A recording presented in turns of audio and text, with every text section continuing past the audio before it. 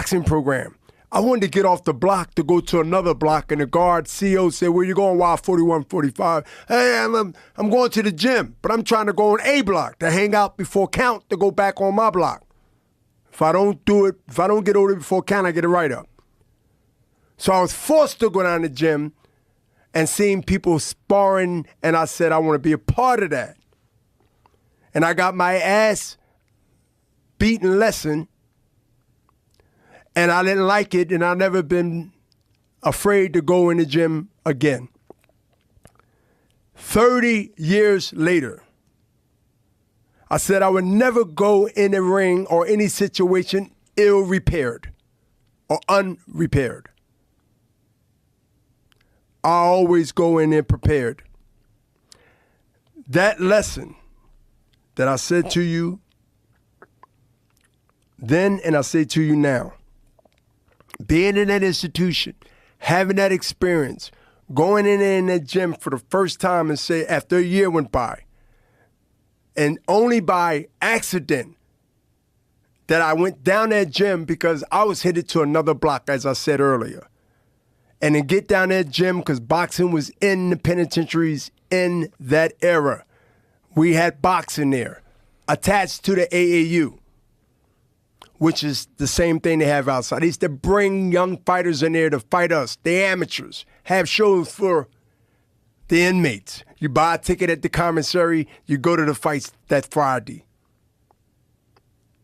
And inmates watch you, root for you. I didn't like how I felt. I wasn't prepared. They didn't beat me because I wasn't better. I got beat because I didn't run.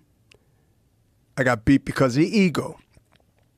I got beat because, as they say the word hater, that I go down there and say, you want to get in there with him? Yeah, come on. I used to box when I was on the streets. You know, that's the common talk. I used to do this when I was in the street. Okay. But those same old head trainers that had double life or one life sentence or 2 life sentence, they spoke about me on Behind the Glory, Brian Gumble. Look it up. It's out there. They spoke about me when I visit that same prison in my early professional career. Guess what? Doing what? Sparring for my Atlantic City preliminary fights when I was building my record to get to where I became a champion. I became the USBA champion, which is a sister of the IBF World Championship belt. I left that institution. Anyone would have ran as far as they could. They would have ran so far from that place and never want to see it again. But after 6 to 7 months of coming from a first professional loss with Clinton Mitchell in Atlantic City, look it up, I took off 89 and 90. The streets was grabbing me. I still had 7.5 years parole. Do the math, 9 years.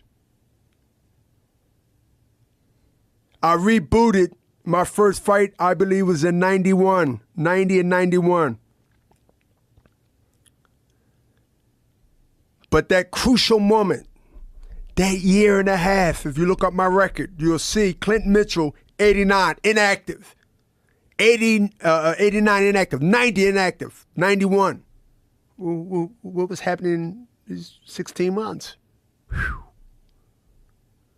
I made a decision, meeting an old guy named Bowie Fisher. God rest his soul. We won championships. He should be in the Hall of Fame because of me. I'm already in there. I'm the only fighter he ever had. Very few trainers go in the Hall of Fame with one Hall of Famer or fighter. The fighter gets in, but the trainer might not. And I'm not saying it's bad or good. I'm just saying that's how it goes. He made and I made a bet. This is out there. You be in the gym tomorrow and the next day and every day that we in the gym, I will be here. He heard young fighters come through. He heard guys come through before. Can you train me? I'm going to be here tomorrow. He might come tomorrow, but they don't come to be a champion every day that the gym is open. And we had a bet without even saying it's a bet. He asked me to come, and he would be there. If I come, he said he would be there. And it was sort of like, and to the point we stopped even thinking about it. We just repeated it to the reporters and everybody that talked to us. So that's how we met. How long after your first professional loss do you hook up with Bowie Fischer? 91, 92. So that's 16 months. That's when you hook up with him. And how long do you spend training with him before you have your next professional fight? All the way up to the Trinidad fight. So during that 16 months off, were you just training? Were you just improving? Yeah. But the training was fighting. You have mandatories. So I had 2 fights, maybe 3 a year, until you establish yourself. Normally 2 a year once you get at that level of competition. But yeah, I stayed in the gym. You heard this saying, gym rat. Mm-hmm. I was a rat in that gym. I stayed in the gym. And one thing else that I pass on to the Golden Boy fighters today, because they can, they come to me. They ask me quit. Of course, why wouldn't they, right? Right. History normally repeats itself. Watch old fights. The old fights they watching is our era. I say, not only that, go to the next era. Go as further back that you need to go to understand that what you think you're doing has been done already, but the beauty of going back and getting that experience and add it to the land of time that you got. The land, you have land, you can build an extension to your house. The land you have in your age and the time you now are developing, take knowledge from the cradle to the grave and take those recipes, put them together from the past, and you add it to the foundation that you already have, which is your style.